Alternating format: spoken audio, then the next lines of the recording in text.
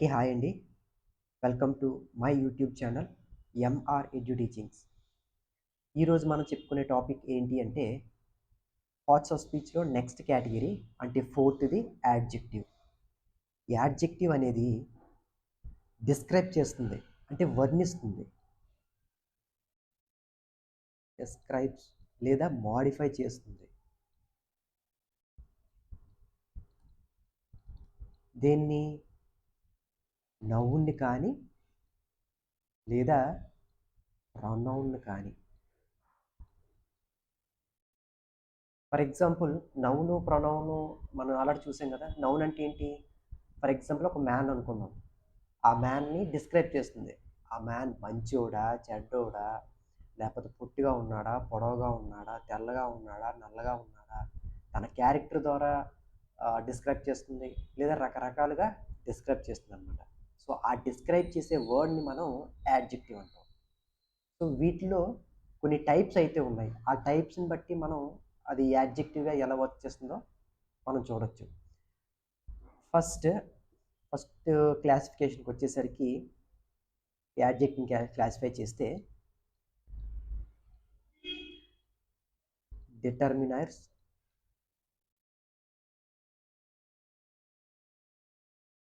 అలాగే డిస్క్రిప్టివ్.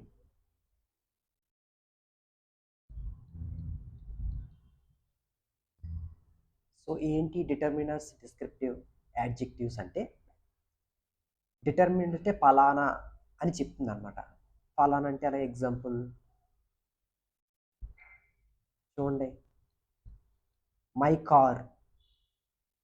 ఈ కార్ ఎవరిది? నాది.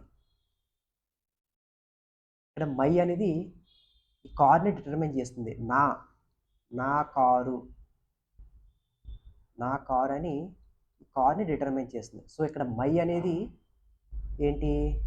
డిటర్మైనర్. ఇదొక యాడ్జెక్టివ్ అనమాట. యాడ్జెక్టివ్‌లో డిటర్మైనర్ టైప్. అలాగే అవర్ హోమ్. ఈ హోమ్ ఎవరిది? మాది. సో, ఇక్కడ అవర్ అనేది డిటర్మైన్ చేస్తుందనమాట. ఆ హోమ్ ఎవరిదంటే మాది అని చెప్తుంది. సో, ఆర్ అనేది యాడ్జెక్టివ్ అవుతుంది. మీరు గమనించినట్లయితే ఈ మై, అవర్, యువర్, హిజ్,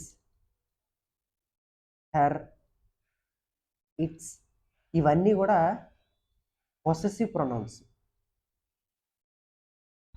ఇవేంటి? Possessive pronouns. కానీ ఇది ఎలా ఉపయోగపడుతున్నాయి అంటే యాడ్జెక్టివ్‌గా ఉపయోగపడుతున్నాయి. యాడ్జెక్టివ్‌గా ఉపయోగపడుతున్నాయని నేను చెప్పాలనమాట. ఓకేనా? సో, ఇవి ఫస్ట్‌వి. సెకండ్‌కొచ్చేసరికి దిస్, దట్, దీస్, దోస్ చెప్తుంటాం కదా! దిస్ పెన్ అని, దట్ టేబుల్ అని, అలాగే దీస్ ఫ్లవర్స్ అని, దోస్ ఫ్రూట్స్ అని. ఇవన్నీ కూడా ఈ పెన్నుని డిటర్మైన్ చేస్తున్నాయి. ఆ పెన్ను, లేకపోతే ఈ పెన్ను, ఆ టేబుల్, ఈ టేబుల్, ఈ ఫ్లవర్సు, ఆ ఫ్లవర్సు. ఓకే. ఈ ఫ్రూట్స్, ఆ ఫ్రూట్స్ అని ఈ నౌన్స్‌ని ఇవన్నీ ఏంటి? నౌన్సే గదా! ఈ నౌన్స్‌ని ఈ వర్డ్స్ అనేవి డిటర్మైన్ చేస్తున్నాయి. అంటే ఫలానా, ఫలానా అని చెప్తున్నాయన్నమాట. సో, ఇవన్నీ కూడా డిటర్మినెంట్స్ అన్నమాట. ఓకే. ఇంకా చూస్తే గనక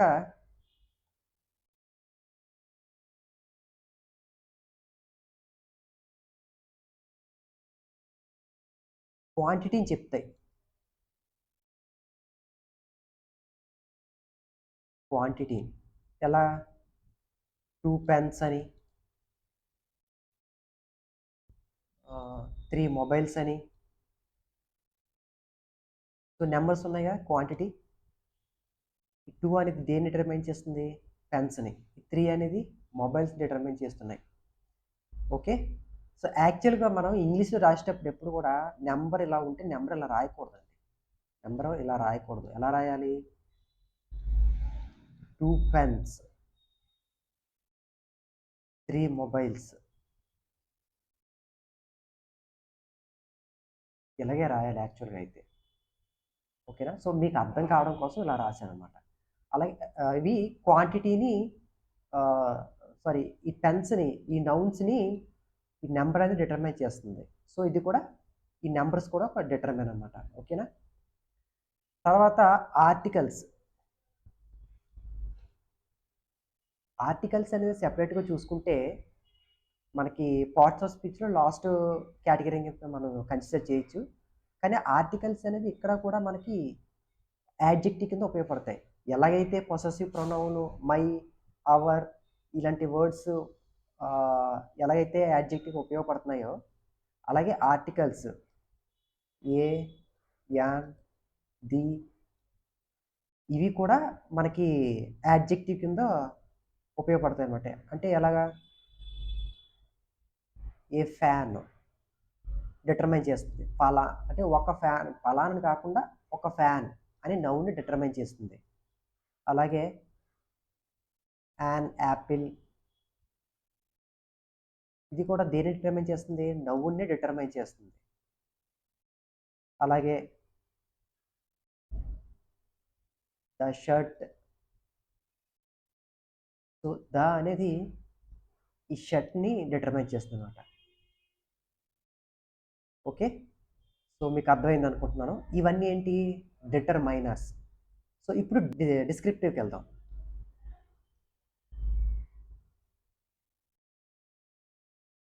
ఇది ఏంటి అంటే వర్ణిస్తుందట డైరెక్ట్‌గా. ఎలాగా? కలర్ బట్టి గాని for example he she is fair అని. She is fair. ఇదేంటిది? యాడ్జెక్టివ్ ఇది. సో, ఆమె ఆమె ఫెయిర్‌గా ఉంది అని ఇది ప్రొనౌన్ గదా! ప్రొనౌన్ డిస్క్రైబ్ చేస్తుంది. అలా కాకుండా ఫెయిర్ గర్ల్ ఇది యాడ్జెక్టివే. ఇది ఈ నౌన్‌ని డిస్క్రైబ్ చేస్తుందనమాట. ఓకే. సో, కలర్ బట్టి డిస్క్రైబ్ చేస్తుంది కాబట్టి దీన్ని డిస్క్రిప్టివ్ యాడ్జెక్టివ్ అంటారు. అంటే వర్ణిస్తుంది. ఆమె అందంగా ఉందా అని.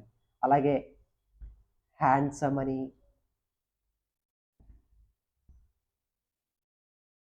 తర్వాత బ్యూటిఫుల్ అని. ఇక్కడ చాలామంది కొంతమంది కన్‌ఫ్యూజ్ అవుతుంటారు. హ్యాండ్సమ్ అనేది మగవారికి వాడాలండి. మెన్‌కి వాడాలి. బ్యూటిఫుల్ అన్నది వుమెన్‌కి మాత్రమే వాడాలి. కొంతమంది బ్యూటిఫుల్ అనేది మెన్‌కి కూడా తెలియక వాడుతుంటారు. So, be careful while you are using. I hope you understand it. Second క్లాసిఫికేషన్‌కొచ్చేసరికి అడ్జెక్టివ్‌లో కంపేర్ చేయడం అనమాట. అంటే పోల్చి చెప్పడం. సో, అది ఎలాగో మనం చూద్దాం. సెకండ్‌ది ఇది normal adjective.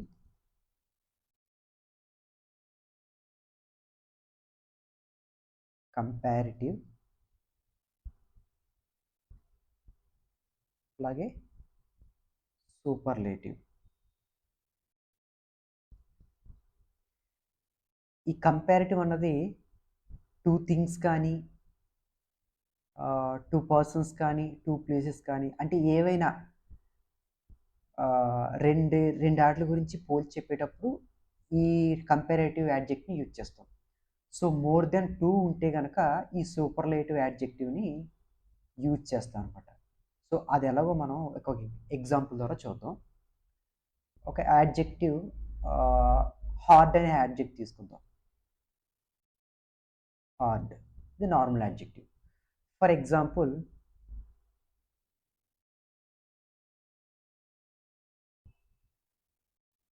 Iron is a hard metal. Hard metal. So metal అనేది ఏంటి? నౌన్. సో నౌన్ మెటల్ అనేది నౌన్ కాబట్టి ఆ నౌన్ని ఈ హార్డ్ అనేది మాడిఫై చేస్తుంది. సో కాబట్టి హార్డ్ ఏమవుతుంది? యాడ్జెక్టివ్ అవుతుంది. ఇది నౌన్ కాబట్టి. అలాగే ఐరన్ అనేది కూడా నౌనే. ఓకేనా? సరే, ఇది ఒక్క ఐరన్ ఒకదాని గురించి చెప్తున్నప్పుడు ఇలా రాసాం. అలా కాకుండా 2 వస్తువులు ఉన్నాయి. ఐ మీన్ 2 మెటల్స్ ఉన్నాయి. ఫర్ ఎగ్జాంపుల్ స్టీలు, ఐరన్ అనుకుందాం. సో అప్పుడేమొస్తుందంటే హార్డర్. సో హార్డ్ కాస్త కంపేర్డ్కి వచ్చేసరికి ఎలా మారింది? హార్డర్ అని మారింది. సో అదే ఎగ్జాంపుల్ని మనం కొంచెం ఎక్స్టెండ్ చేస్తే ఏమొస్తుంది? Iron is harder than steel. So ఇది హార్డర్ అన్నమాట. అంటే ఇక్కడ ఐరన్కి స్టీల్కి 2 నౌన్లు ఉన్నాయి కదా. సో 2 నౌన్లు ఉండడం బట్టి ఇది 2 వస్తువులకి మధ్య పోలిక చెప్తుంది కాబట్టి హార్డర్ అయిందనమాట. కంపారేటివ్ అయింది. సో ఇప్పుడు సూపర్లేటివ్ ఎలా వస్తుంది అంటే, ఇప్పుడు ఐరన్ కానీ ఉన్న అన్ని మెటల్స్లోకి అదే స్ట్రాంగెస్ట్ మెటల్ అని చెప్పేటప్పుడు ఈ హార్డర్ కాస్త ఎలా మారుతుంది? హార్డెస్ట్ అని మారుతుంది అనమాట. హార్డెస్ట్. సో ఇలా ఎప్పుడు వచ్చినా సరే హార్డెస్ట్ అని ఎప్పుడు వచ్చినా సరే ఎస్ఈఎస్టీలో ఎప్పుడు వచ్చినా సరే ముందు డెఫినెట్గా ది అనేది వాడాలి, లేదంటే గ్రామటికల్ ఎర్రర్ అనమాట. ఓకే, సో దాని నుంచి కూడా ఒక సెంటెన్స్ తయారు చేద్దాం. ఐరన్ ఈజ్ ద స్ట్రాంగెస్ట్ లేదా హార్డెస్ట్. ఇక్కడ మనం హార్డెస్ట్ అనుకున్నాం కదా. Is the hardest metal. అంటే దాని అర్థం ఏంటి? అక్కడున్న మెటల్స్లో లేదా అన్ని మెటల్స్లో కల్లా ఐరనే హార్డు, గట్టిదైనది అని చెప్పడం అనమాట. సో ఇక్కడ పోల్చి చెప్పడం. మీకు అర్థమైంది అనుకుంటున్నాను. ఇంకొక ఎగ్జాంపుల్ తీసుకుందాం.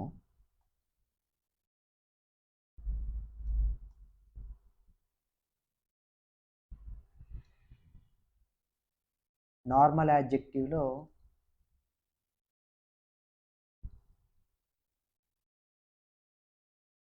గుడ్ అనే ఒక యాడ్జెక్టివ్ తీసుకుందాం.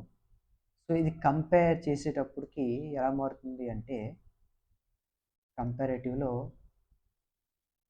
బెటర్ కింద మారుతుంది అనమాట. బెటర్. అలాగే సూపర్లేటివ్కి వచ్చేసరికి ఇదే గుడ్ అనే పదం ఎలా మారుతుంది అంటే బెస్ట్. సో ఇక్కడ బెస్ట్ వచ్చినప్పుడు ముందేం రావాలి? డెఫినెట్గా ది అనే పదం రావాలి. ఎగ్జాంపుల్ చూద్దాం.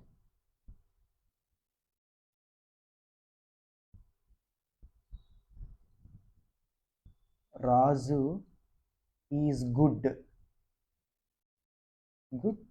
At sports. అంటే స్పోర్ట్స్ బాగా ఆడతాడు అని అర్థం. So good normal adjective. ఇప్పుడు ఇంకొక వ్యక్తితో కంపేర్ చేసేటప్పుడు ఒకరిద్దరు ఉంటున్నారు కదా, రాజు ఉంటున్నాడు, ఇంకొక వ్యక్తి మనం తీసుకుంటే రాజు ఈజ్ బెటర్ దెన్. ఈ స్పెల్లింగ్ చూడండి కొంచెం.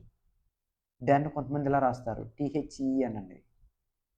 ఇది దెన్ అంటే అప్పుడు అని అర్థం. ఇది దెన్ అంటే కంటే, కన్నా కంటే అంటాం కదా. ఇది అప్పుడు.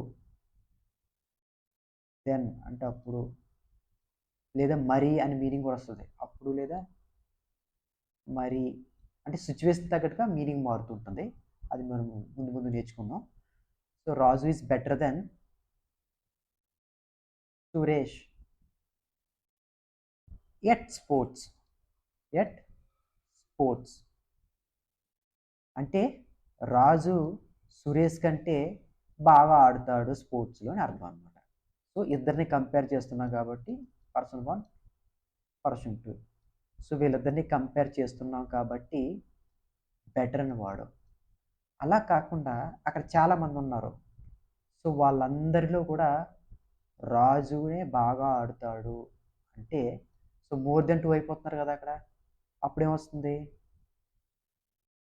రాజు is the best at sports. అంటే అక్కడ ఉన్న వాళ్ళందరిలో లేకపోతే వాళ్ళందరిలో కూడా రాజునే బాగా ఆడుతాడు అని ఈ సూపర్లేటివ్ అనమాట దీని అర్థం. సో ఇది కంపేర్ చేయడంలో మనం యాడ్జెక్ట్ని ఇలా ఉపయోగిస్తాం అనమాట. మీకు అర్థమైంది అనుకుంటున్నాను.